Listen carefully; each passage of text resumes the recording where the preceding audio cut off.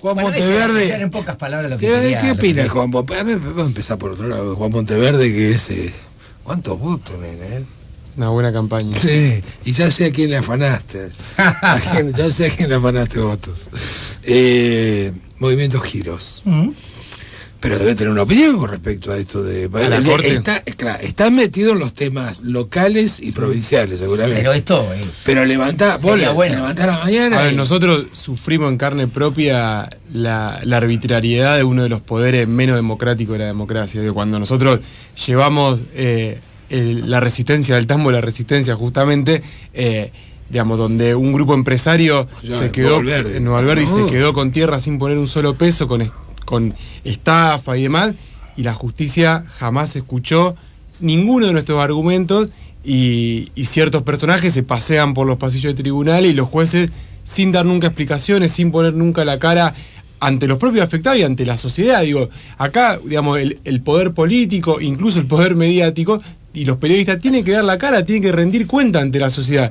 Los jueces parecen una especie de sector aristocrático, digamos, que no se rige por las leyes que nos regimos todos. Digamos, y más aún la Corte Suprema. Me parece que hay cosas que ya no se sostienen. Digo, creo que el caso del impuesto a la ganancia siempre fue como el sumum de eso. Y bueno, y además no pago impuestos.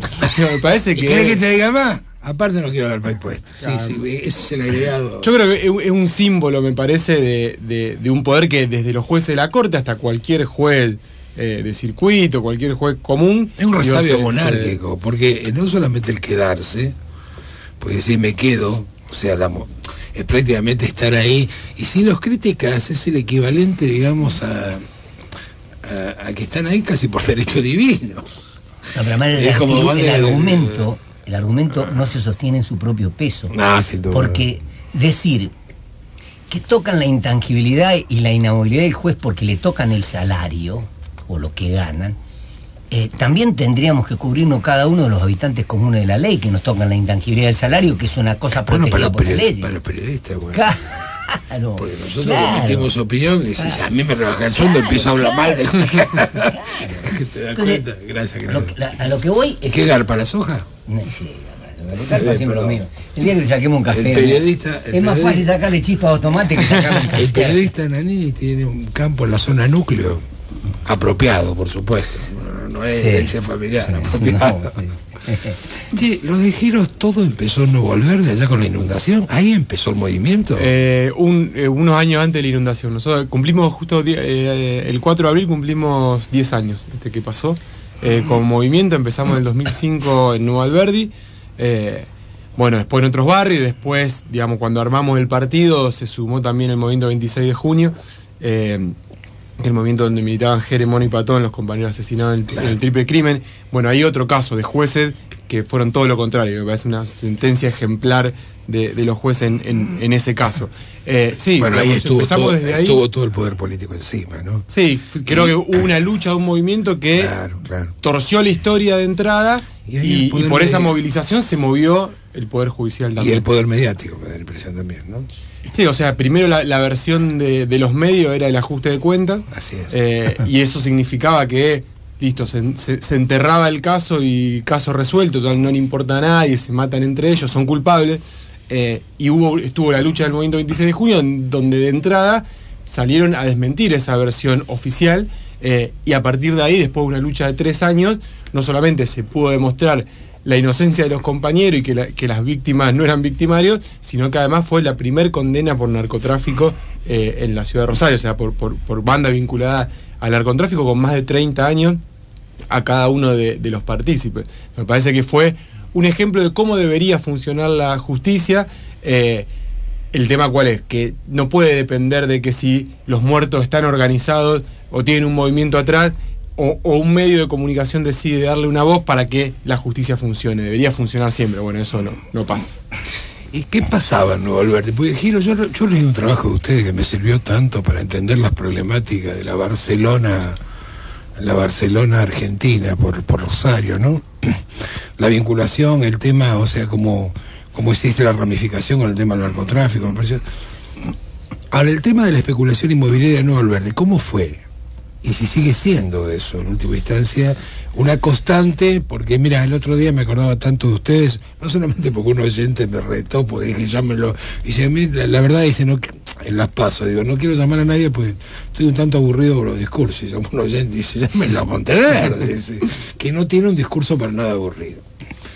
Le decía que invité a la gente de Procrear, que tienen los créditos otorgados, no tienen tierra.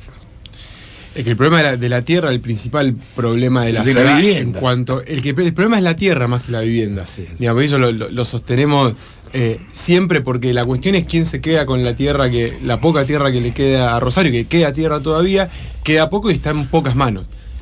Digamos, entonces, con la especulación inmobiliaria en el caso de Nuevo Alberdi y en otros casos, ¿cómo fue? Funciona siempre más o menos igual. Digamos, hay determinadas zonas de la ciudad que están abandonadas de toda obra pública, generalmente habitada por los que no tienen dónde ir a vivir. Como una aldea. Y habitan en esa zona. Aldea, bueno, momento, es claro. más o menos cerca. El esquema. De Sí, Nueva no, yo me refiero a la mecánica. Claro, porque yo me acuerdo que después Aldea son, le dio una escuela, me acuerdo que le construyó. Son todos los mismos grupos y la lógica es la misma. Es sí, decir, Janahan era la gente de exactamente, de los pasos del Jockey. ¿Cómo se llama el amigo que falleció? Rosenthal. Rosenthal No sé si estaba ahí, había otros que estaban. Janahan, ese seguro. Janahan estaba, pero y además era el estaba, presidente había, del grupo Rosenthal. Había claro. Brancatelli también estaba por ahí, o algún otro amigo. Sí, sí, son los empresarios. Sí, siempre son los mismos. Y un amigo mío, efectivamente. Claro, por eso. Sí. No lo vamos a nombrar porque. Sí, que me llevaba y me convencía y dice, no, me hagan a especular, porque me decía, mirá lo que le dimos. Entonces me mostraba y era una. No, además yo contesté en su momento, esto lo digo para tener el anecdotario y para darle una base fáctica. ¿Cómo lo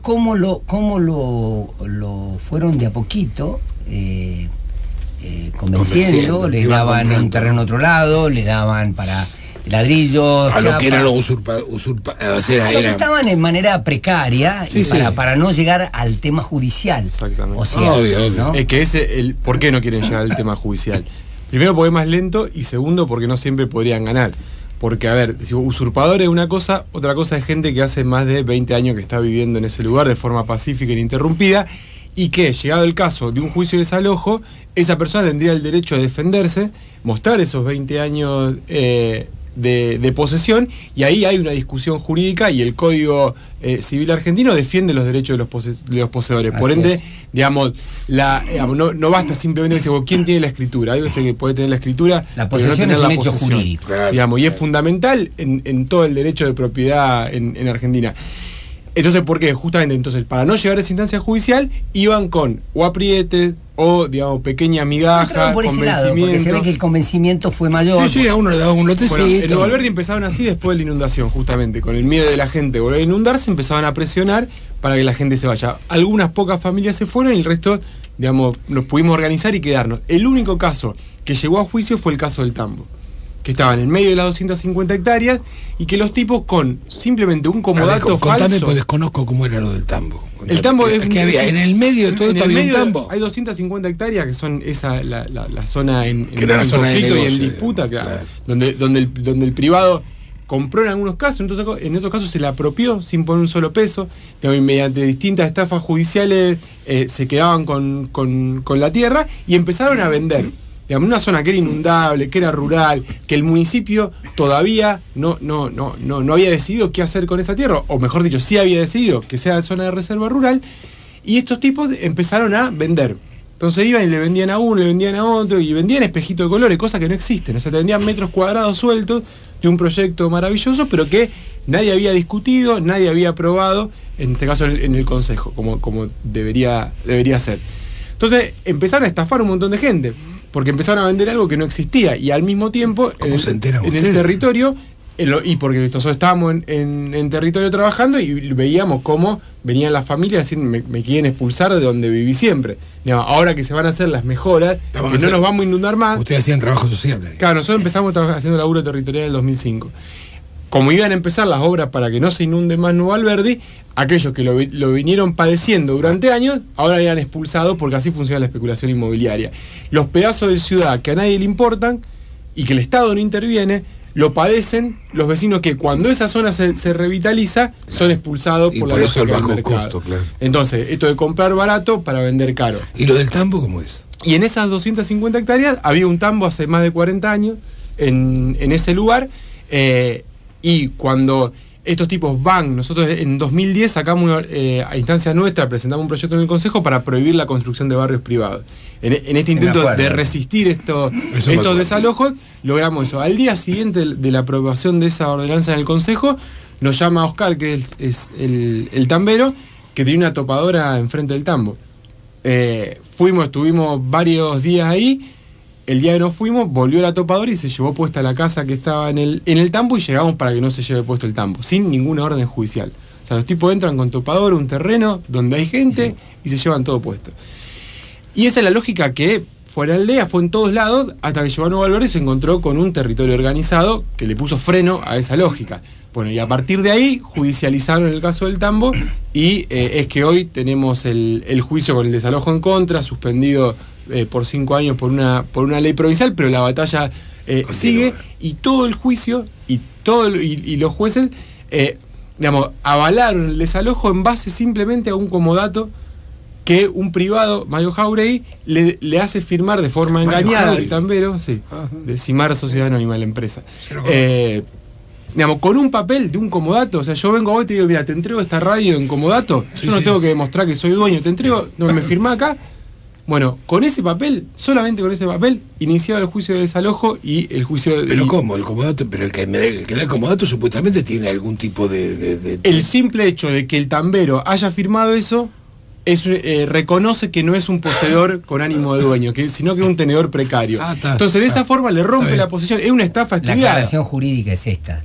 Para ser locador o comodante, no se requiere que sea el propietario. Está bien, pero entonces, el que me lo cede... Pero por eso, no te estoy diciendo, para ser locador es el que cede en locación, o comodante es el que cede en comodato, o sea, es el que entrega el uso y goce, pago o gratuito, no tiene que ser propietario. ¿Cuál es el problema acá? Que el tambero ya estaba de antes. O sea, le estaban dando en comodato algo que ya tenía. Se pasa en lo que en derecho se llama intervertir el título. O sea, que el título jurídico que supuestamente tenía de poseedor... No, está bien, es para lío. Pero es algo muy sencillo, digamos, el código de las leyes defienden al que tiene algo a título de dueño. Es decir, yo soy dueño de esto, y durante 20 años lo cuido, lo protejo porque creo que soy el dueño. Digamos, por más que no tenga de escritura, digamos, la escritura es otra cosa, soy el dueño. Entonces, esta gente, conociendo perfectamente las leyes, va y dice, firmame esto. Era un comodato por 3 meses, una cosa que el único objetivo era romper la posesión pacífica y con ánimo obvio. Con ese papel solo, nosotros presentamos acta de vacunación, que el tambero estaba muchos años antes que ese comodato, por ende ese comodato era un invento, una cantidad de pruebas, testigos, y sin embargo la justicia dijo, este papel habilita. Entonces, ¿juez de la causa? Estela Maris Bertune, la jueza de primera instancia,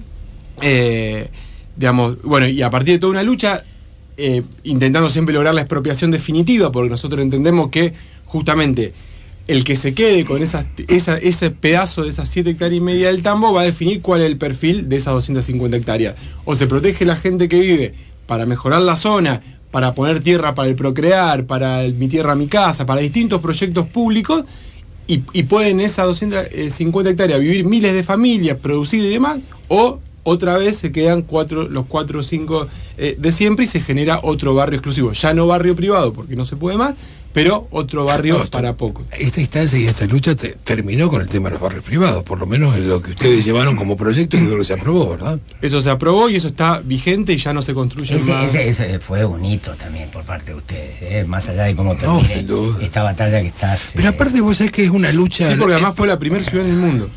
No había antecedente en el mundo, sobre todo en los países que tienen barrios privados, obviamente, que se sancionó una ordenanza de esta característica, y después otros lugares siguieron el... Yo recuerdo un video que era muy impresionante, de una concejala, creo que la del PRO era... Laura Huescan haciendo... recordámelo, porque fue terrible, porque me acuerdo que ustedes estaban en plena lucha y no sé qué estaba... A ver, contame cómo fue eso. Eso se puede ver en YouTube, creo. Uno de los escándalos de esta larga lucha. Justamente nosotros estábamos en el tambo trabajando todo el día, porque montamos ahí 2 viviendas container, llevamos unos containers justamente por esta lucha y esta empresa que todos los días iba a acechar al tambo para que se vayan, y así como un día le hicieron firmar un comodato falso, otro día quisieron usurparlo ilegalmente, entonces tuvimos que estar ahí, compramos 2 containers, lo transformamos en viviendas y nos fuimos a vivir ahí. Yo estuve 2 años viviendo en el tambo.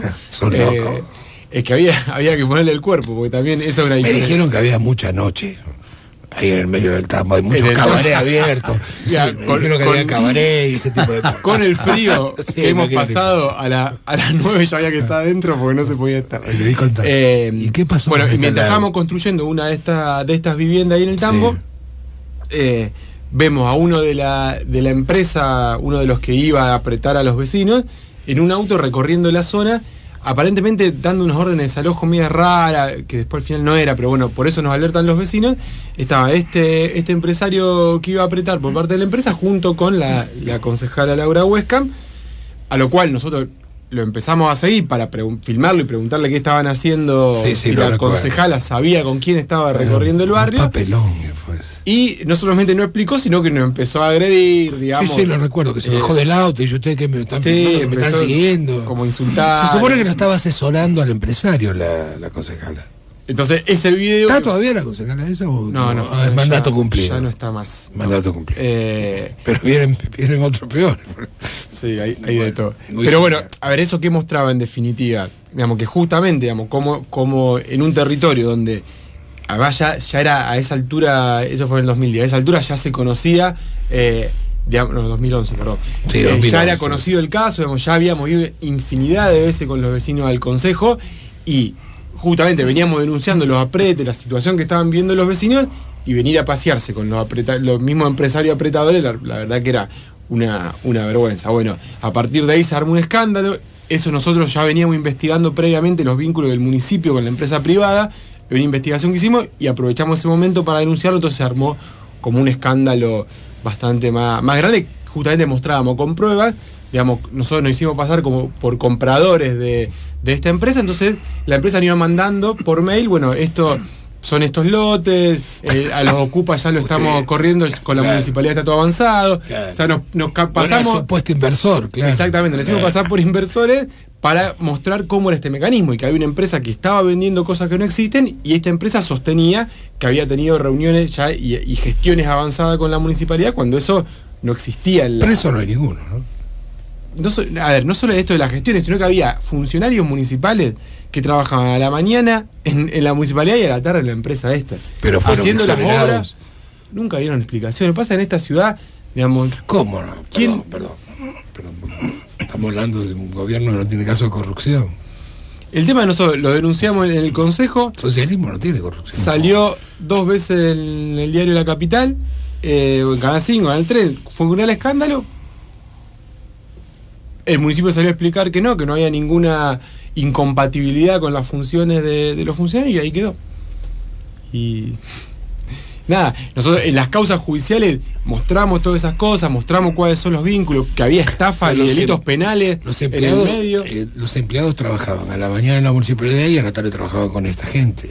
Y no solamente que trabajaban para el, sino que hacían las mismas obras ilegales. Esta gente hizo tendido subterráneo de gas, de luz, abrió calles, en una zona que era que es ilegal, que no se podía hacer. Y lo hacía gente que trabajaba en la municipalidad. O sea, que no puede decir, no conocía las leyes. Me parece que son como muy obvio y muy evidentes los lazos que unen, que no es simplemente buenos empresarios que dicen, para mí la ciudad, tengo el pálpito que se va a expandir para este lado, entonces compro barato y después vendo caro. Digamos, son socios. Y en esas sociedades, digamos, cometen una serie de ilegalidades permanentes. Y es parte del negocio. Y después también le explota las mismas burbujas que generan. Los pasos del jockey y es eso. ¿Por qué se quebró el fideicomiso? Tuvieron que sacar, digamos, al presidente. La parte privada está media, la parte pública menos que media.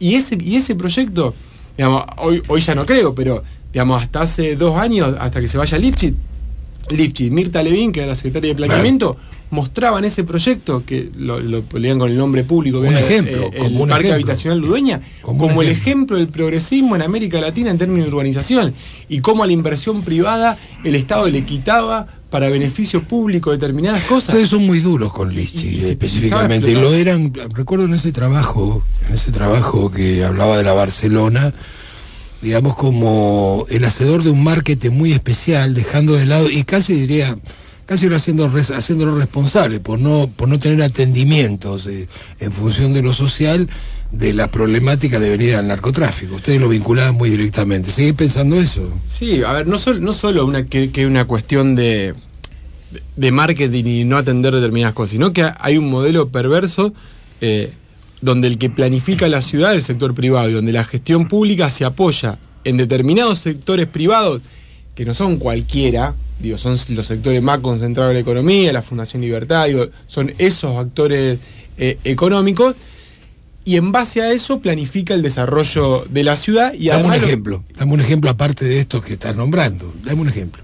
A ver, en un momento... De este maridaje, digamos, empresariado concentrado y proyecto empresario. En uno de los presupuestos, creo que del año 2011, digamos, hay un momento que la obra pública con fondos privados era más alta que la obra pública con fondos públicos. O sea, estaba privatizada la obra pública. ¿Por qué? Porque a través del sistema de compensación, digamos, estaba presupuestado que pongan más plata a los privados. Entonces, ¿qué pasa? Dice, mirá qué bueno, los privados inauguran una calle y el Estado no puso un peso.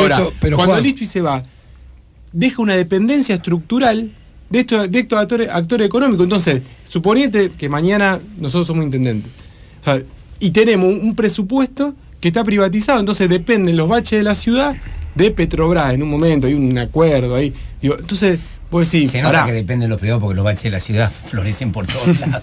Digo, pero porque una lógica muy perversa, porque no es simplemente desinvertir y la clásica lógica neoliberal de decir achico el Estado. Esto es una especie de post-neoliberalismo donde el Estado está, pero está asociado con el sector privado. Pero a ver, yo le voy a dar un ejemplo, como abogado del diablo. Las Torres Delfinas, que yo recuerdo que fue un proyecto muy resistido en su momento y después el lobby empresario demolió cualquier tipo de obstáculo. Pero recuerdo de aquel principio en las proyecciones era para un lugar donde se ganaba un espacio para lo público, se construían las torres estas, o sea, había como un maridaje feliz ahí, un matrimonio feliz sería. Obra pública, de hecho, gran parte del discurso de esto de rescatar, digamos, a través de la obra pública en la asociación y resguardar los espacios privados. Yo no sé cómo es el tema de los espacios privados medidos, o sea, mensurado en esta ciudad en relación a otros. Pero bueno, uno puede decir, bueno, no sé ahora, pero en algún tiempo se puede decir, bueno, se le está ganando un espacio junto con lo privado y se conserva lo público. Claro, pero el problema, digamos, es el espíritu del convenio, del famoso convenio público-privado. Así es. Digamos, y con algún criterio en la época de Wiener se utilizó para toda la apertura al río, pero, digamos, a ver, como todo instrumento no son ni bueno ni malo. El problema es, primero, cuando ese instrumento se vuelve el único para expandir la ciudad, y cuando los actores son siempre lo mismo. Porque no es lo mismo hacer un convenio público-privado con un bar en la costa que con 2 torres de millones de dólares. Digamos, la correlación de fuerza es distinta. Entonces, ese instrumento que en una época se usó de determinada manera y podía, cosa que mejorar, pero funcionaba, después se volvió el único instrumento de la municipalidad para expandir la ciudad. Entonces, si uno deja el instrumento expansivo de urbanización de la ciudad más los sectores privados, lo más probable que suceda es que se expanda en función del interés privado. Claro. El interés privado nunca va a ser igual que el interés público. No se va a ir a un lugar muy alejado. Porque tampoco es la discusión maniquea. La Tuca eligió ese lugar porque ese es el lugar para las Torres Delfinas, sin duda. A ver, y para que tampoco esté en la discusión maniquea de cuántos metros de río se cedió con Puerto Norte. Entonces uno dice una cosa que es poco, pero digamos, no tiene que ver con eso. Hay que entender cómo funciona el modelo. Entonces, y el modelo, a priori, al principio, y cuando nosotros empezamos a decir que esto no funcionaba, todos nos miran como diciendo, están locos, si esto funciona. Claro. Ahora, sí. Hoy se ven la contracara de todo eso. Porque pero vos tenés que luchar contra un discurso que tiene esos prejuicios encubiertos. Por ejemplo, para el tema de Nuevo Alberdi, el discurso es, ¿pero qué quiere que vivan acá? Si se les cede algo, se le da algo, o sea, y esto es progreso. Con el tema de Delfina pasa más o menos exactamente lo mismo. Sí, y cuando uno va a lo fino, la realidad es que no sucede lo que el discurso enuncia, porque, a ver, digamos, obviamente cuando está la inauguración de la obra de las 3 vías, ¿quién puede decir que eso está mal? Cuando entonces el intendente dice, miren, hicimos una avenida de 4 carriles, el municipio no puso un peso, y te empiezan a contar las compensaciones. Yo digo, volvamos al caso de los pasos de jockey, que es el más, digamos, clarito para eso. Digamos, la primera ordenanza fijaba que iban a hacer escuela, que iban a hacer centro de salud, que iban a hacer viviendas sociales, eso se empezó a resquebrajar. después un montón de las compensaciones las cambiaron por una cancha de hockey, para un mundial de hockey. ¿Qué tendrá que ver el interés social de que se planteó en un principio con lo? Porque, a ver, ¿por qué? No, ¿Por qué se la da? transmisión televisiva, Rosario va a ser conocido en el mundo. Claro, pero como es el caso del ¿cómo se llama? El Qatar, ¿cómo es? Dakar, perdón, Qatar. Digo, ¿por qué el privado cede en estos convenios y decir, bueno, yo hago una cancha de hockey? Porque la municipalidad, como contraprestación, le da los indicadores urbanísticos. ¿Qué significa darle los indicadores urbanísticos? Es decir, acá, que por ley dice no se puede construir, yo te digo sí puede construir. Esa decisión política aumenta el precio de la tierra en 1000%. Entonces, ese negocio extraordinario, que simplemente los concejales levantando la mano, no se cuenta ahí ningún tipo de obra de infraestructura. Cada vez por agregarle obra de infraestructura, cada vez sube más el precio. Entonces, no hay compensación posible que compense lo que vale eso. Por eso, ¿qué planteamos nosotros como uno de los ejes de campaña? Que crear una inmobiliaria pública. Digamos, para que esa especulación que hoy hace el privado, la haga el Estado. Digamos, si el Estado es el que agrega valor a esa tierra, ¿por qué ir a pedirle migaja a los empresarios de siempre para que no nos den nada y nos terminen planificando la ciudad? Que lo haga el Estado. Si el Estado es el que decide por dónde va. Un ejemplo concreto, cuando nos preguntamos, bueno, ¿cómo funcionaría esa inmobiliaria? En esto de... Qué buena idea. Esa especulación positiva, por poner un nombre sencillo. Y para graficar más allá de Nuevo Alberdi, más allá de las Dolphin y demás. La estación de trenes de la Piedra Sur. Eso es una decisión política que se tomó y además una inversión. Pero fundamentalmente una decisión política reciente. Todos nos acordamos que había distintas opciones. Estaba el Cruce Alberdi, Rosario Central, Central Córdoba. Se decidió que sea en el sur. Perfecto. Si antes de anunciar esa decisión política y después generar esa obra, el Estado hubiera ido a esa zona y empezaba a comprar, a expropiar, digamos, esa es toda la revalorización de toda esa zona que hoy digamos, el Estado la va a ver pasar porque toda esa tierra sigue siendo privada y probablemente los vecinos que viven en ese lugar, que históricamente lo padecieron, ahora que van a pasar un montón de cosas positivas, lo más probable es que el mercado lo termine expulsando.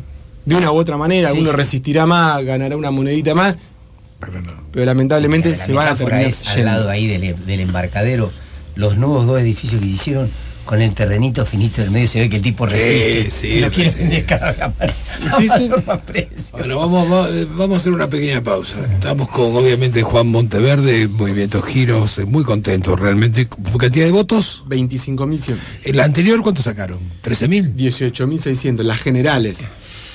Digamos, en las primarias habíamos sacado 8. Y para ser concejal en la general, ¿cuánto tenés que sacar? Y depende cómo se den los resultados. Si se dan los mismos resultados que ahora, sumando la fuerza, o sea, si vos sumás y todos sacan los mismos, nos da una banca. Este programa trae suerte. Se acordarán a la señora. Sí. Por favor, te lo pido. Este programa se presenta.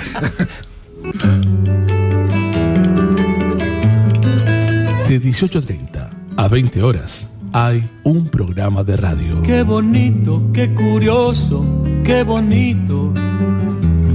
Que haya formas, 1000 estrellas, que haya un sol. El ruido de las nueces. Qué bonito, qué curioso, qué bonito. Que haya idiomas, 1000 maneras de decir amor. Qué curioso que haya guerras, que haya treguas, que haya paz. Qué bonito que es el ritmo del vals. Con Francisco José Besone. El ruido de las nueces. Radio sin cáscara. Muchas gracias por el llamado. 440-1075. Estamos con Juan Monteverde, Movimiento Giros. Ahí estuve viendo la página web. Movimiento Zapatista, Movimiento Giros. He visto algunos trazos de literatura, por lo menos del comandante Marcos. Contame cómo es eso. Sí, es para dar miedo, son los enemigos, es de verdad, no tenés, o sea, es campaña, digamos, hay contra y a favor. Hay unas páginas de internet que nos acusan de cualquier cosa, desastroso. Miedo, hay que producir miedo, para espantar hay que producir miedo. Pero son cosas muy, muy marginales de internet. El zapatismo, digamos, tanto el zapatismo como el movimiento Sin Tierra de Brasil, fueron siempre para nosotros una referencia en cuanto a justamente otra forma de construcción política. Digamos, como la política, nosotros nacimos en el 2005, digamos, todavía con los resabios del 2001, y la cuestión de la crisis de los partidos ¿Qué edad políticos. tenías cuando arrancaste? 20, ahora 30. Pero a ver, explícame eso, a ver cómo un chico de 20 años, igual estamos hablando en estos tiempos. Y más en esa época que era un desencanto total. Claro, había bueno.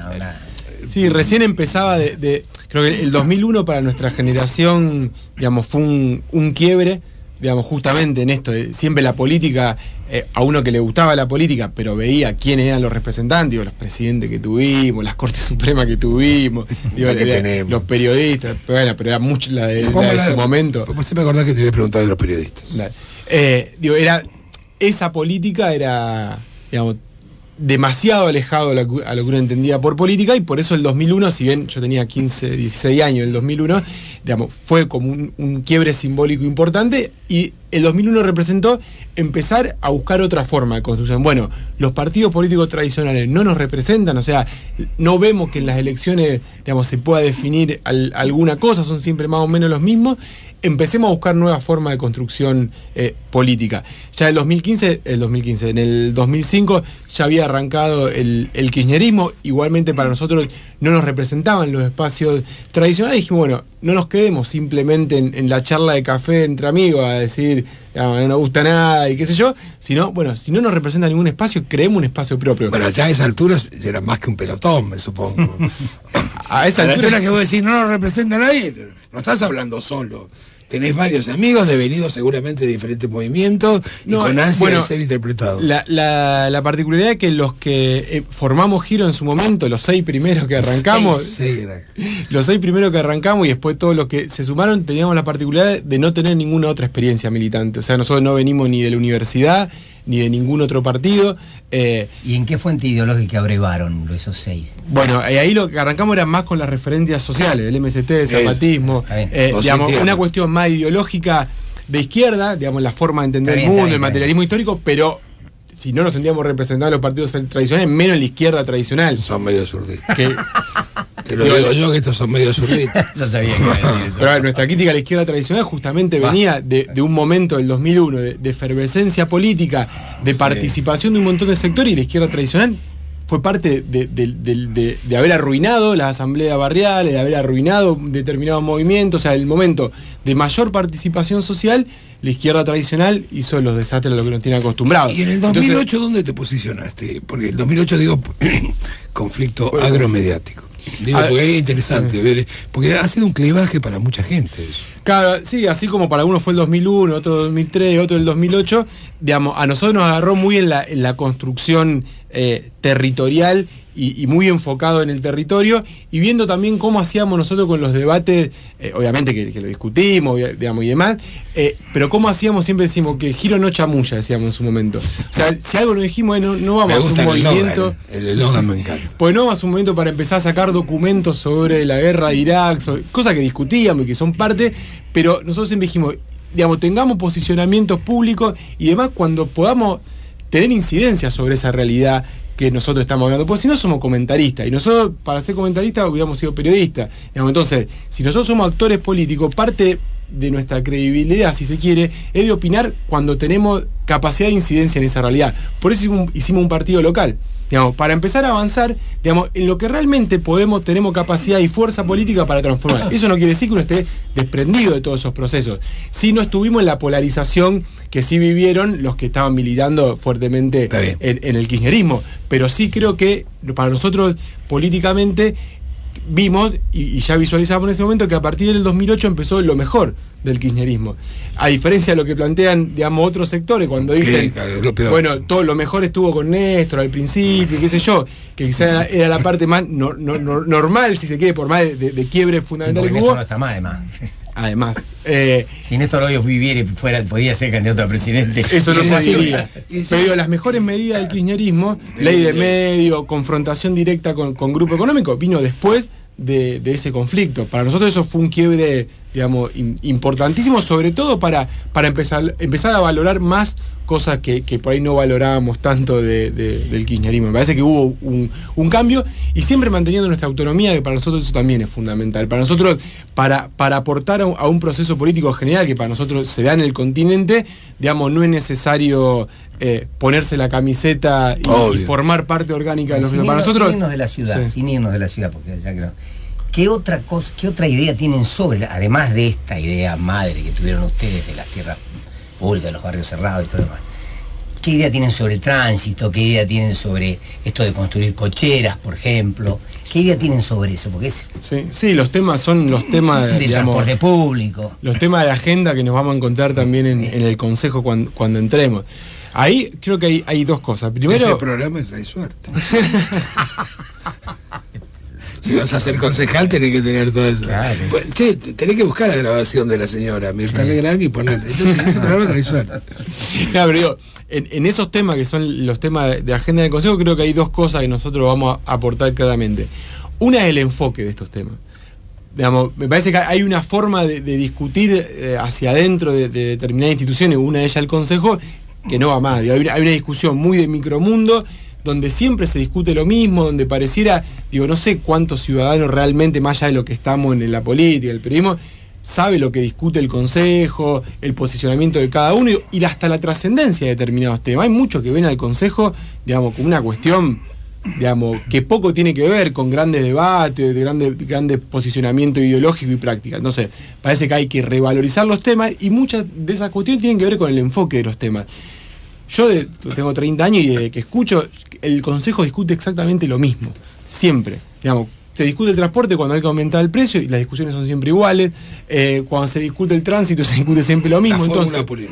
La famosa fórmula. Entonces, me parece que hay una cuestión de enfoque. Se aburre uno. A mí, yo particularmente te lo digo, y obviamente, y esto no explicita ninguna virtud, sino más bien un defecto. A mí me aburre terriblemente el Consejo, precisamente porque no veo, primero, no hay nivel de debate. Segundo, son aburridos en los temas. Yo desde que hago algo de micrófono, son los mismos temas. Pero eso no es casual. Eso hay digamos, ¿por qué te parece que es intencional? Absolutamente. Pareciera que no pasa nada y se tratan temas. A ver, la ordenanza de los barrios privados, el debate que se dio el día que nosotros, digamos, llevamos a sobre tabla ese debate fue impresionante. De hecho, las crónicas de esos días dicen, digamos, un histórico debate en el Consejo, porque claro, se hablaba de qué ciudad queríamos construir, no de la atracción a sangre, que siempre se discute lo mismo, siempre los mismos temas. Entonces, no es casual, me parece que hay determinadas cosas donde el poder, digamos, local tiene mucha incidencia. Uno de ellos es la fijación de los usos de suelo, por ejemplo, digamos, y que pasa desapercibido no casualmente. Entonces, el enfoque para nosotros tiene que ser estar siempre anclado en cuál es el modelo de ciudad que pensamos, y por lo menos unir dos variables. Digamos, no discutamos el transporte por un lado y la vivienda por otro, porque por lo menos esas dos variables, ¿por qué no lo unimos? ¿Por qué no pensamos en que si seguimos generando una ciudad absolutamente centralizada, vamos a tener siempre los mismos problemas, que es que todo el mundo tiene que venir al centro todo el tiempo para todo?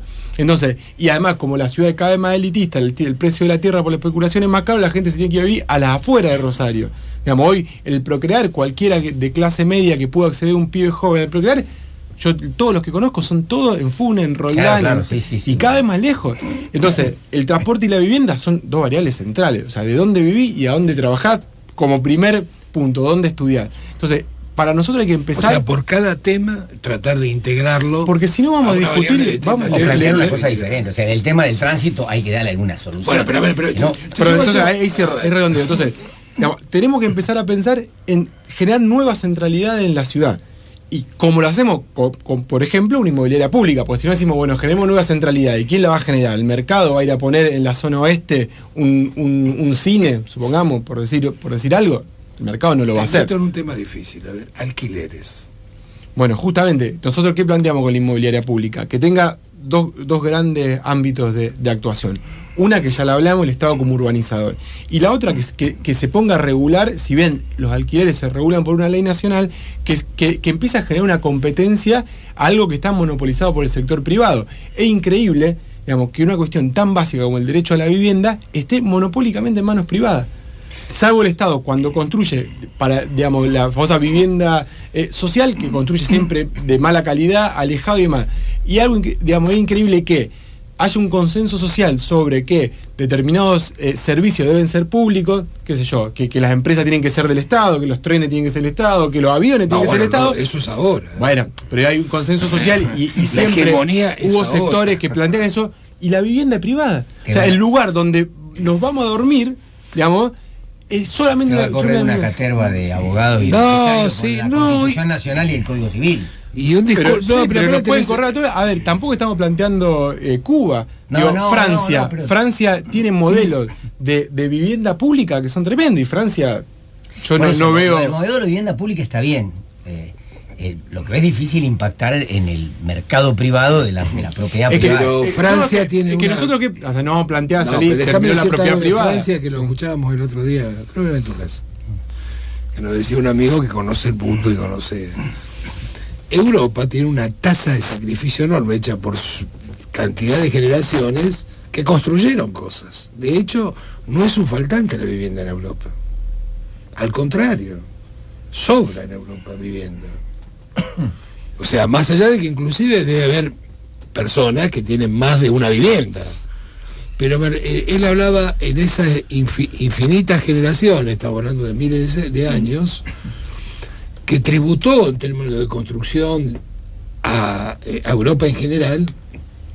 Entonces, las problemáticas nuestras son tan diferentes. Primero, no solamente que escasea la vivienda, sino que a su vez está absolutamente concentrada. Sí, acá tampoco faltan viviendas, hay un montón de viviendas que están vacías. Hay una gran cantidad de viviendas.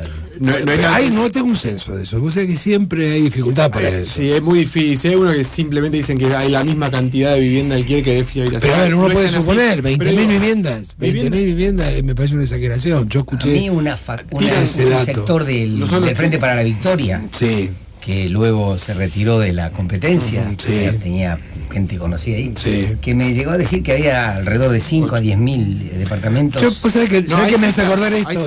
En la negación del INDEC, porque pues, si vos no conocés los datos duros sobre lo que vas a trabajar, el tema que no tenés forma de operar. Hay algunos que dicen 80.000, otros dicen 50.000, otros dicen 40.000. Claro, no, es una cosa. De cualquier manera, 10.000. Bueno, entonces, un primer paso es tratar de hacer un censo con la vivienda. Bueno, una es blanquear el sistema de alquileres, porque hay mucho dinero. De hecho, dentro de la propuesta de inmobiliaria pública están todas estas cosas.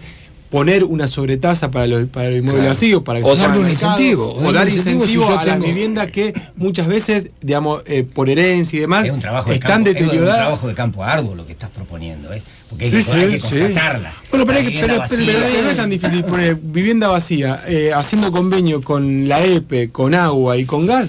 Sí, vos sabés, el que factura, quién, los que tienen servicio. Sí, si tenemos voluntad política, vos sabés. Si te podrá escapar un pedazo, pero es interesante, porque eso compensaría. Porque eso es el eje central de cualquier política de un municipio. Vivienda, pero no encarada como está encarada ahora. De forma decidida, si sabemos que eso es lo que hace que una ciudad sea, un lugar vivible, mucho más vivible, que sea equilibrado, que no tenga los niveles de desigualdad que tiene. Entonces, con los alquileres es regular lo que existe, es construir, para vivienda de alquiler que no existe. En Europa hay mucho vivienda colectiva, los jóvenes, la mayoría de los jóvenes viven 6, 7, 8 jóvenes en una misma casa con baño compartido, cocina compartida. Eso es correcto. Común. Absolutamente común. Acá acá tiene que, porque no está culturalmente, pero tampoco está la oferta. ¿Dónde va a encontrar una casa con 8 habitaciones? No es el área de lo municipal, obviamente si vas a ser concejal, pero bueno, igualmente yo creo que siempre hay espacio para laburar.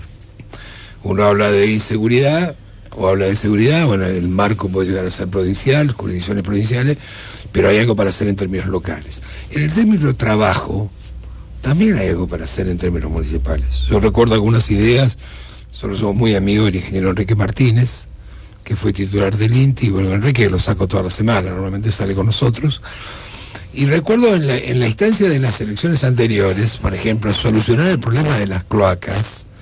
Había los elementos que arrimaba Enrique para el tema de la cloaca, que es, cuando uno piensa en cloaca, piensa en una inversión enorme que tiene que ver con zanjas enormes, caños enormes. Sin embargo, están los modelos australianos, modelos ingleses y modelos japoneses de biodigestores que son material reprobado que los japoneses usan. Hay todo un mundo de alternativas en función de esa economía popular, mal llamada economía popular, que brinda o sea, el tema del el desarrollo de la energía solar, aunque sea empezando de pequeño, porque a ver, hay muchas casas con terrazas. Digo, hasta para poderle vender, Enrique pensaba, si uno hace una cosa, si hay un desarrollo del municipio en cuanto a decisión política, de juntar paneles solares, yo lo vi en Cuba, eso.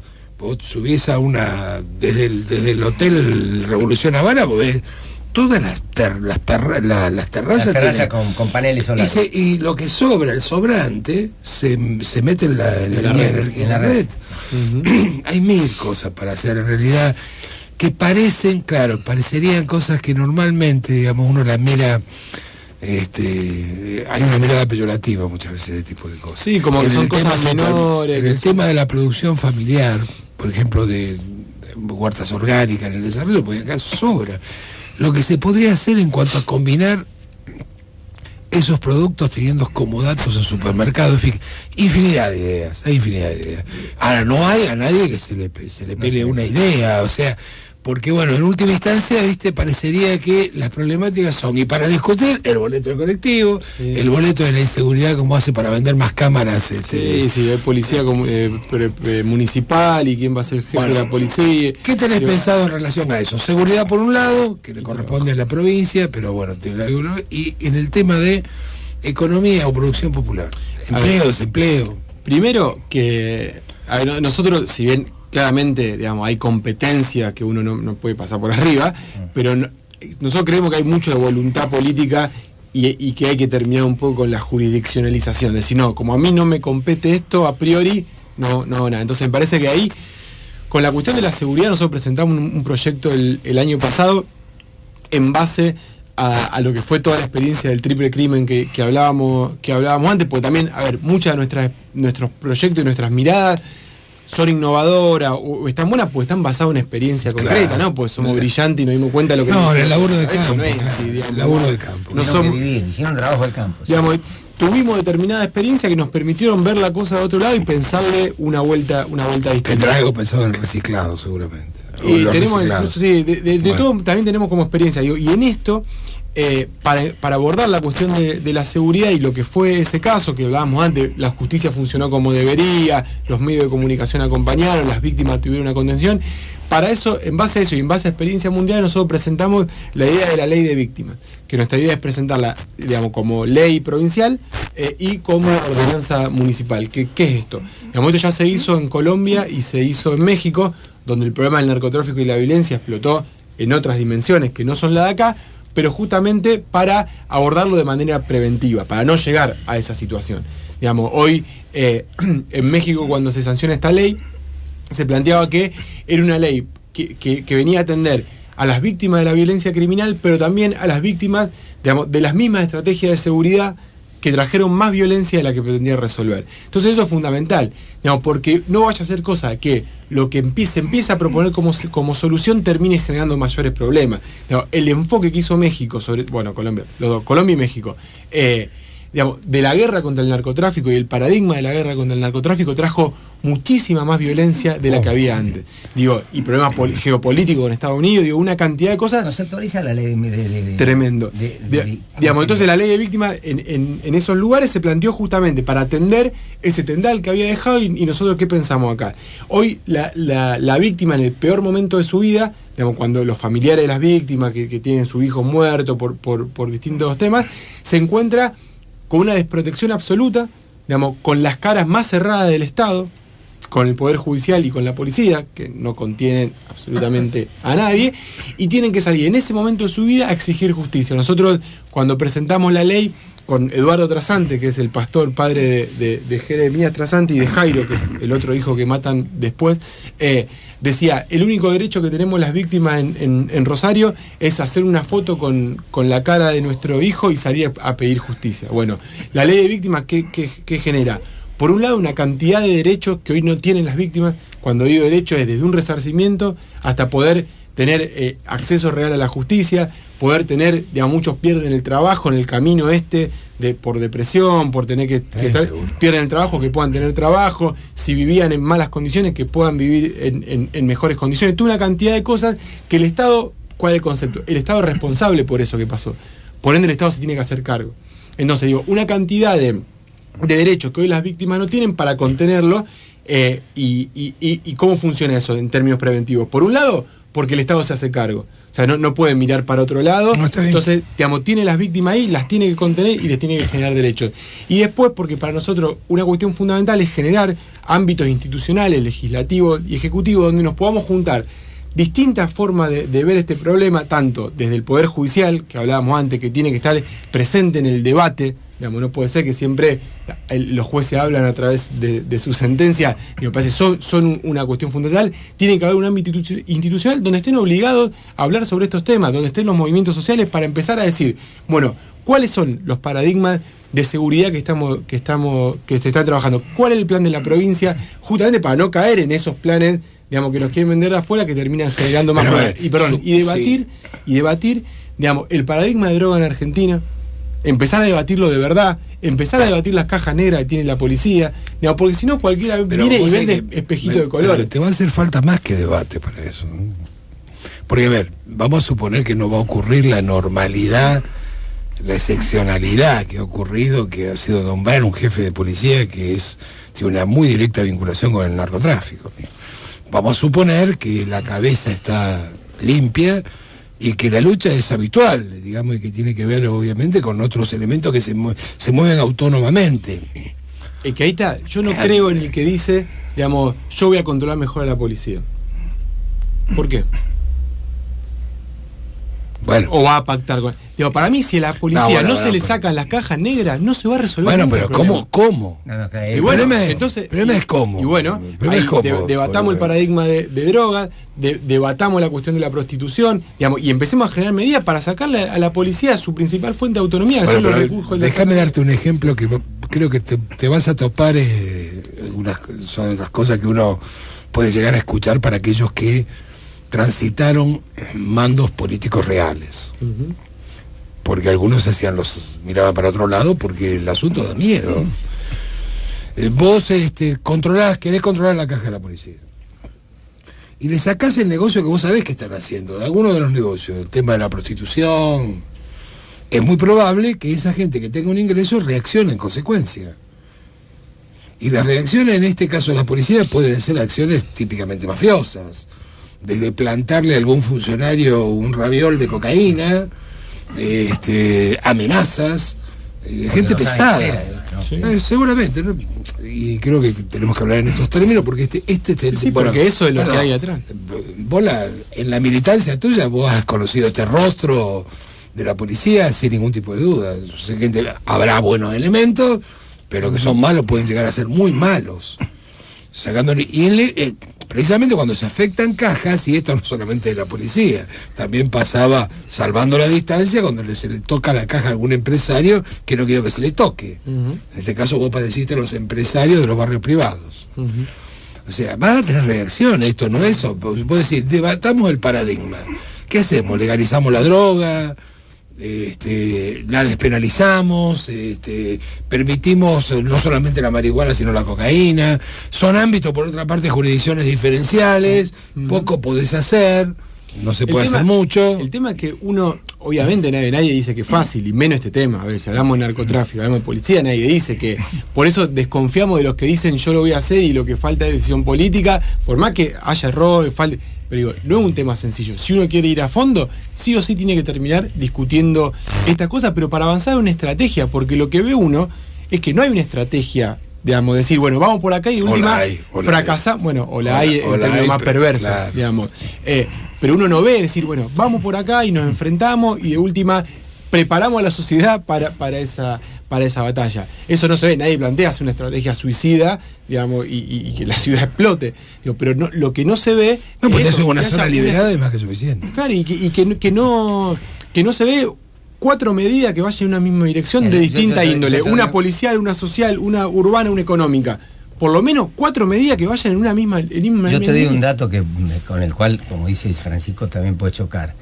Nosotros tenemos en la provincia 500.000 de habitantes, una cosa así, más o menos.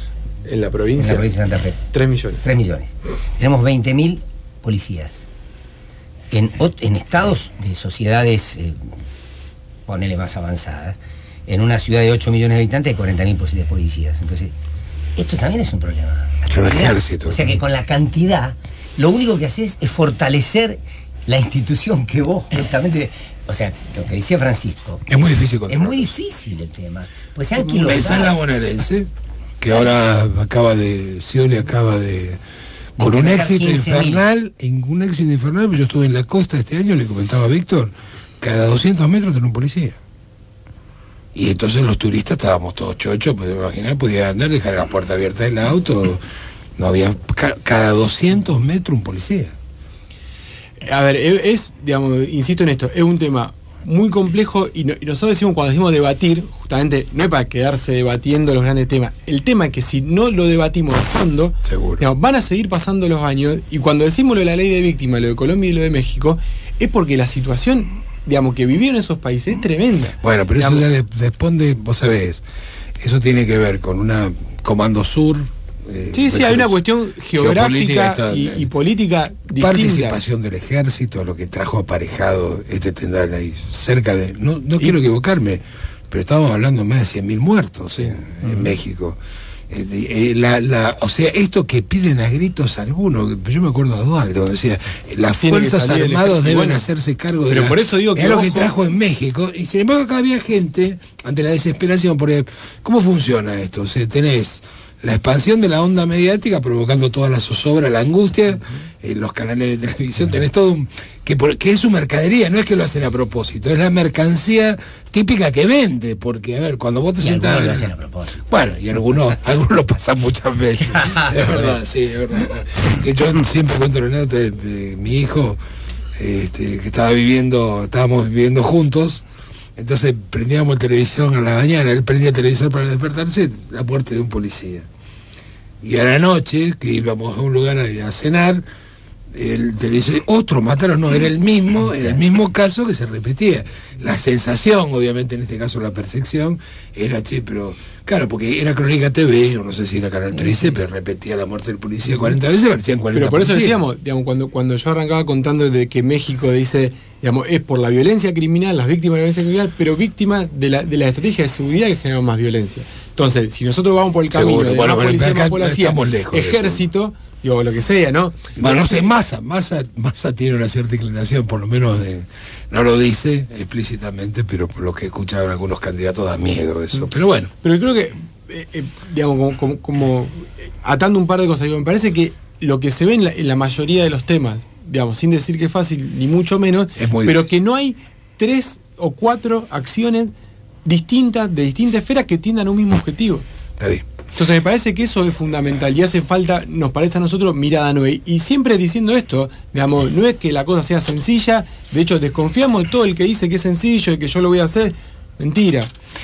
Ayer veía, y aprovecho para hacer esta pregunta en términos locales, ayer veía el programa 678 y veía, ayer o anteayer, no lo recuerdo, y veía que en los cortos que preparan, en los editados, gran parte de periodistas popes del país le preguntaban a los candidatos qué va a hacer con 678, como si el tema de agenda del país era levantamos 678. Y la historia es siempre la misma, ¿no? Es esta de el canal estatal la pagamos con plata nuestra, y porque se critica a los periodistas, como si a los periodistas no se lo puede criticar, que era, por eso enganché eso que dijiste vos al comienzo. Digo, salvando la distancia, primero la gravedad que implica de que el tema de un programa de televisión sea la agenda central de grandes periodistas que están incómodos por lo que critican, y este remanido cuento que lo pagamos entre todos, como si yo me enteré que tenemos el 9% de las acciones de Clarín, claro, porque debería de la FJ. Así que las locuras de Clarín las pagamos entre todos también. Y otros tantos ejemplos que ni hablar de las promociones que hemos dado. La estafa de Clarín a los jubilados también la pagamos. También la pagamos entre todos. por eso digo. En realidad todos los programas los pagamos entre todos. Pero total. Los yogures, la publicidad privada es. claro. Pero bueno, no, pero. La plata de todo es la que está circulando por todos lados. Pero ¿sí? ¿no? el efecto de esa frase, sí. ese modo de simplismo banal, es, vos no sabés lo que pega eso. Dice, porque vos la ves y ves este programa trae suerte, la ves diciendo, pues con la plata pública, esto no puede ser. Como si no. Qué manera jodida de entender la libertad de expresión, por eso. Pero sé que vos tuviste algunas diferencias con algunos periodistas que les molestaba que vos lo ha criticado. Entiendo mal, fue así, no pasó, o querés decir algo de los periodistas en especial, o lo que es el complejo mediático local en cuanto al tratamiento ajeno específicamente.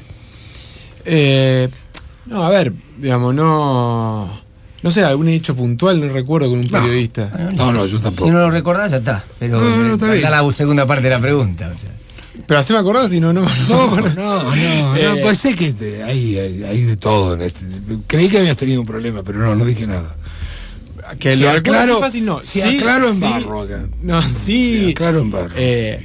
A ver, el problema, digamos, si en Argentina los medios de comunicación están concentrados y son un monopolio y eso genera un problema para la democracia, en Rosario multipliquemos esa situación por bastante. Sumado a que además hay mucha menos cantidad, eso reduce las posibilidades de que se escuchen voces disidentes a justamente este modelo de ciudad. O sea, cuando nosotros en Soledad, digamos, el confín de Rosario, decíamos, este modelo, vamos para atrás con esto, digamos, esto no va a terminar bien, obviamente era muy difícil encontrar eco de eso, y ni hablar ahora en la cuestión de política electoral, que es mucho peor. ¿No te dieron un buen espacio? A ver, digamos, cuando uno no paga, digamos, acá no. Pero digo, cuando uno no paga, no molesta. ¿Cómo acá no? Acá no hay que pagar. No acá en el estudio. Ahora cuando salimos. Nosotros en la cobramos piecita al aire, al lado. sí, ahora, claro. Es cierto, digo, eso es muy difícil. Cierto. En Buenos Aires, incluso uno lo ve, digamos, que por ahí conoce más a los movimientos y demás. En Buenos Aires cualquiera, digamos, tira 2 petardos el 9 de julio y aparece en 20 canales de noticias de 24 horas. Acá vos, digamos, si 2 tipos no quieren que vos salgas, vos podés estar movilizando 2 millones de personas y no va a aparecer. Digamos, entonces eso, digamos, esa situación de concentración, de poca cantidad de medios, que no haya canales de noticias, bueno, un montón de cosas que conocemos de la realidad de los medios, que no haya programas políticos de televisión, de debate político. Digo, eso reduce la calidad democrática, reduce las posibilidades de que surjan alternativas y reduce la calidad de los temas.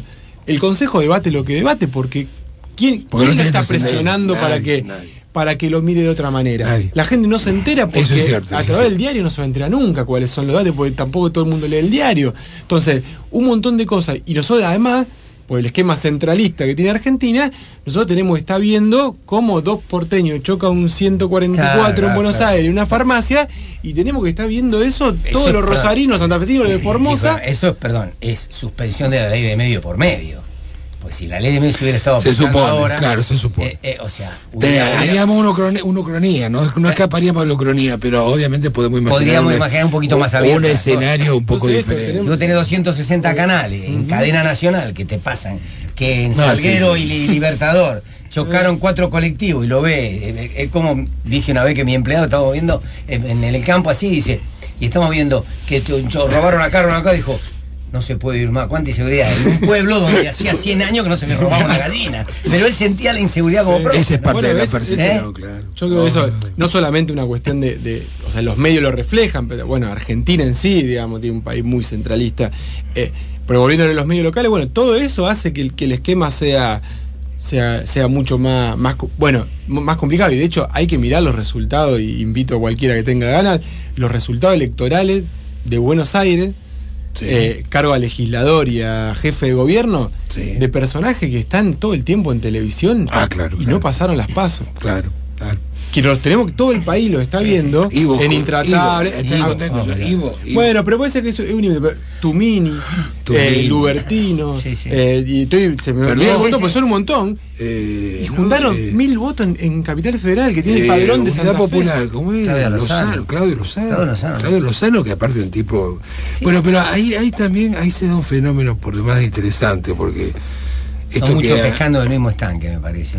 no, oye, pero ahí en el Claudio Lozano, yo recuerdo la anécdota de Claudio Lozano cuando, ¿te acordás? Cuando le descubrieron que tenía un topo que entraba en el Ministerio de Economía de vudú y sacaba los datos, porque a mí me impresionaba siempre la capacidad en el tema de generar laburo que hacía Claudio Lozano, pues no me enteraba que tenía un topo que choreaba información. Cuando le descubren eso, paró. Y es muy poco los trabajos que hizo que tenían que ver con macroeconomía y este tipo de cosas. Paró por completo. Y lo he visto en los medios, siempre pontificando de un lugar de una izquierda, ¿viste? A veces en el tema de ley de medios, yo que he seguido mucho, una actitud tan funcional a los grupos, y quedó afuera. Me llamó poderosamente la atención porque es un tipo que tiene su clientela, ¿viste? Un tipo muy capaz, por otra parte. Pero este tema de pontificar en algún lugar y queda afuera. Me debes el tema del tránsito de vehículos privados. O sea, me debes, te digo, tu opinión. Sí. O sea, esto que nos vamos a tapar. Ustedes tienen una visión ecológica de la sociedad. Sí, entonces, el tránsito, un día van a estar apilados un auto arriba de otro, o una cola de acá hasta el aeropuerto y de acá hasta el sur, y no se va a poder mover. Entonces, ¿cuál sería la idea de ustedes de ese tema? Porque eso también es decisión política. Antes que conteste, estamos hablando con Juan Monteverde, puede ser media hora. Bueno. Y la gente que se engancha dice, ¿con quién estará hablando? Esto no dicen y es verdad. Nosotros somos... Espera. Un minuto, Juan. Sí. Juan Monteverde. Nosotros vamos a explicar quiénes somos a través de Alejandro Dolina.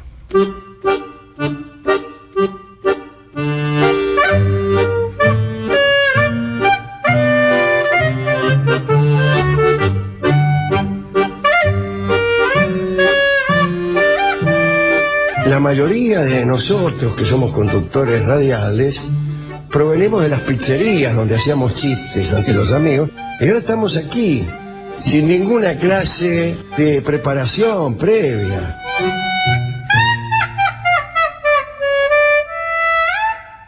El ruido de las nueces.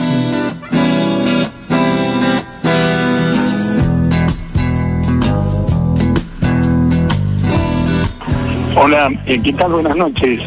Bueno, respecto del tema de esta mixtura de lo público con lo privado, está sucediendo en este momento en los terrenos del ex 121, donde está entre la provincia y la nación, están haciendo un verdadero zafarrancho con las empresas, con alguna empresa privada o algunas empresas privadas, y realmente lamentable el resultado de lo que están haciendo y de lo que lo están privando a la zona sur de hacer algo verdaderamente.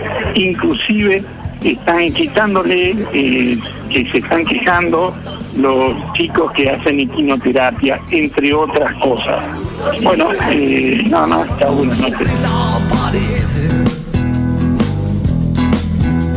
Así estaban todos mis muertos. En el tiempo de Alfonsín quisieron poner un canal de televisión acá en Rosario y una radio, que era el dueño de Canal 9 lo quiso poner.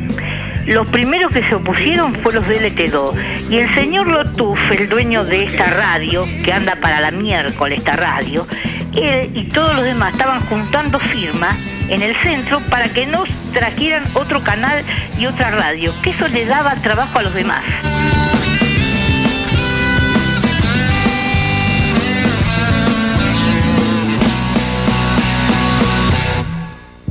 Qué loco.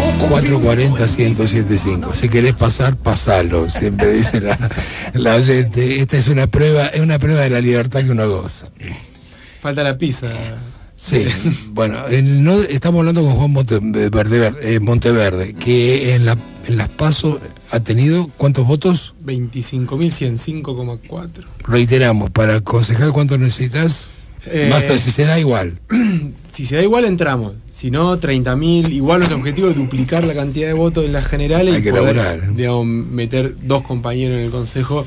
Para sintetizar, digamos, no por querer, digamos, sumar, sino creo que eso va a sintetizar, poder conformar un bloque Ciudad Futura distinto, un poco la construcción política nuestra, que no es quedarnos simplemente en lo testimonial de una banca y un legislador diferente que denuncia, que grita, sino empezar a construir una alternativa diferente en la ciudad de Rosario junto con otros. Antes de contestar la pregunta Gringo, había el ex batallón 121, un oyente. Sí, digamos, eso se viene una polémica muy grande ahí también entre los vecinos de esa zona, los distintos proyectos.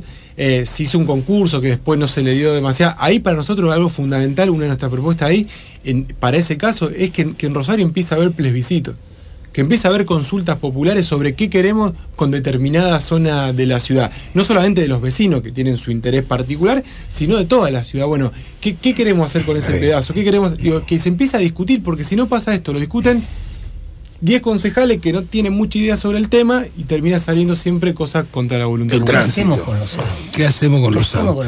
Bueno, yo propongo no dejarlos entrar más al centro. Me está escuchando la gente de la playa de estacionamiento acá, me quiere matar. No, ahora voy a hacerme raya el auto. No tengo la ahí te está haciendo así con los dedos. ¿Qué? Digo, a ver, ¿qué hacemos? ¿No? ¿Cómo desalentamos el tema del auto? Otro tema que se discute siempre en los mismos términos. Hay que desalentar el uso del transporte privado, hay que bajarse del auto y subirse al colectivo. Frase con la que estamos todos de acuerdo, pero en la realidad que el que lo deja y tiene que esperar media hora el colectivo no lo deja más. La verdad que es un tema estructural. Para nosotros, digamos, no es ninguna novedad lo que vamos a decir, digamos, que el transporte público, primero que tiene que ser 100% estatal. Para nosotros, sí, con lo que está saliendo ahora con subsidio es lo mismo. Digamos, priorizarlo como política pública, generar, digamos, distintos ingresos para subsidiar aún más el transporte, digamos, que no sea solamente la lógica del subsidio y lo que paga el que sube, sino que como la salud pública, digamos, nadie paga la salud pública, sino que la pagamos entre todos. El mismo concepto tiene que ser para el transporte. Si no hay recursos municipales y no se puede grabar con impuestos, generar la masa crítica para, digamos, poder grabar impositivamente desde la provincia a determinados sectores para poner recursos, plata en el transporte. Eso va a ser muy difícil. No hay otra solución que poner más recursos, primero eso. Segundo, un montón de ideas que ya se tiraron en Rosario, que nunca se hicieron, como las líneas troncales, un montón de cosas que, digamos, otras ciudades sin tanto anuncio ya lo vienen haciendo. Y la cuestión de fondo para nosotros sigue siendo el modelo de ciudad y las centralidades. Si nosotros no pensamos en descentralizar la ciudad, vamos a tener este problema siempre. Digamos, y si además las mismas líneas fomentan más la centralidad, a nosotros nos pasaba siempre para ir de un barrio de la periferia a otro barrio de la periferia que venía al centro. Claro, digamos, por ahí está a 15 cuadras, 15, 20 cuadras, pero hay que tomarse dos colectivos. Camino ocioso, claro. Entonces, me parece que es, digamos, priorizarlo como servicio público, generar ingresos que vengan de otro lado para subsidiarlo, porque el transporte, digamos, no solamente beneficia al que se sube, sino a toda la ciudad. Y por otro lado, empezar realmente a descentralizar la ciudad de Rosario. Para nosotros, si no avanzamos en generar distintas centralidades donde tengamos la opción de decir, bueno, yo quiero vivir cerca de mi trabajo, porque eso también hace que la ciudad tenga otra escala. Digamos, si yo puedo irme a trabajar a un lugar que me queda a 10, 15 cuadras, volver a comer el mediodía a mi casa, cosas que quizás ya quedaron en el olvido para cualquiera o que son cosas más de pueblo, digo, pero son posibles. Y hay experiencia en un montón de lugares que vos tenés centros comerciales, hay centralidades que hoy ya existen, pero digamos, no tienen una inversión pública. Pienso en Empalme Granero y Juan José Paso. Digo, hay toda una zona comercial ahí que el Estado debería fomentarla, no dejar que se arme con intereses privados de distinta manera. Entonces, en Empalme tiene determinada característica, pues viven los pobres Empalme, y en Fisherton tiene determinada característica, pues viven los ricos de Fisherton. Bueno, eso no debería ser así. Digamos, ahí tiene que estar el Estado para intervenir y generar esa otra cosa. Y cuando se empieza a generar esa cosa, va a empezar a cambiar.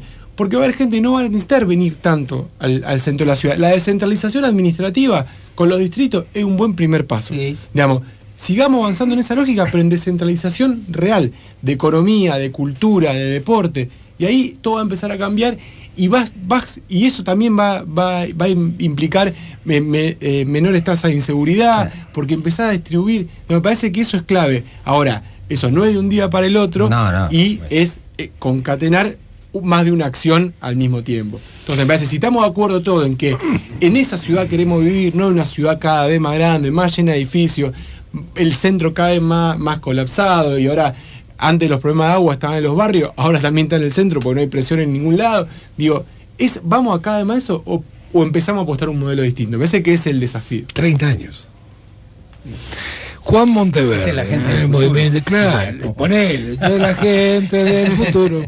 Sí, Ese pues tema nosotros, no es muy del futuro. Ese tema. pero nosotros venimos a hacer radio porque queremos ser cantores. Claro. Esta es una excusa del periodismo. Estamos esperando que nos llame alguien para cumpleaños de 15, por ejemplo. Vamos Él al Gringo toca y el coso y yo yo toco el órgano. Y el gringo sale con un pañuelo de seda. Con un lengue. Claro. Y hace unos boleros. Ahí está el amigo Daniel Cinieri. ¿Sabés que tenemos una idea que le vamos a cortar la sotana? Ahí se te ¿Cómo? acordás lo que decía ahí, Claro. José ingeniero. ¿Vos sos de Newell? No, dice que no. Sí, no. Dice que no. Dice que no. No te invito nunca más. Decididamente. El agua bendita estaba para nosotros. Bueno, un placer, che. No, muchas gracias por La el mejor espacio, suerte. ¿Cuándo son las elecciones? 14 de junio, quedan 5 semanas ya. No tenés número, nada, ¿no? Todavía no hay, ya hay número de lista, todo, no. Sí, lista 14, quedamos 6 listas nada más. Va a haber boleta única nuevamente, o sea, va a estar tu foto. La boleta única, la Tenés foto que salir en televisión, porque si no la gente no te 6 reconoce. listas nada más, de la lista que votamos con más de 40 candidatos, ahora quedamos solo 6. Nosotros estamos últimos, abajo de todo, Juan Monteverde, El de Barba. Ciudad Futura, Rojo. El de Barba, debe haber sido otro de Barba. Bueno, un placer, ¿eh? Un placer. No, muchas gracias por tener este espacio así también largo y distendido para charlar. Está muy No, bueno. nos debés todavía, mira, me debés lo de economía popular, Que va fuera. de los biodigestores. El tema del desempleo, algo se puede hacer en el tema del desempleo, porque la figura de la cooperativa, la noble figura de la cooperativa sigue siendo muy interesante. Bueno, a si pesar nosotros en la ciudad de Rosario toda la degradación tenemos que ha un tenido. tambo y una fábrica láctea, Claro. que pensamos que la ciudad puede producir. No, claro que sí. Claro, y hay mucho para hacer en relación a eso. Me supongo que, porque lo habrás comprobado en el campo, en el tema del reciclaje y el tema de las alternativas energéticas, hay muchísimo para hacer también, aunque uno lo minimice y algunos lo descalifiquen. Es un trabajo que en todas partes del mundo, uno ve lo como es en el primer mundo y un desarrollo bestial. El tema de las huertas orgánicas, el tema de ofrecer los productos o tener ferias populares, muchísimo para hacer. Uno de los proyectos que nosotros tenemos en marcha es la misión antiinflación, que es todo un sistema de consumo colaborativo que justamente intenta cómo pasar de experiencias pequeñas, de pequeños productores o de alguno que quiere comprar responsablemente a algo más masivo. Porque parece que y hoy hay más de 600 hogares comprando vía una página de internet, comprar todos los productos de la canasta básica y agarraste un 40% en la compra. Pero no tengo ninguna duda y esas experiencias funcionan. En Buenos Aires la está clave es funcionando. convertir eso en política de Estado. Claro, para que no claro, queden como experiencias aisladas, pequeñas, Así es. con un montón de esfuerzo pero acotadas. Bueno, un placer, nuevamente.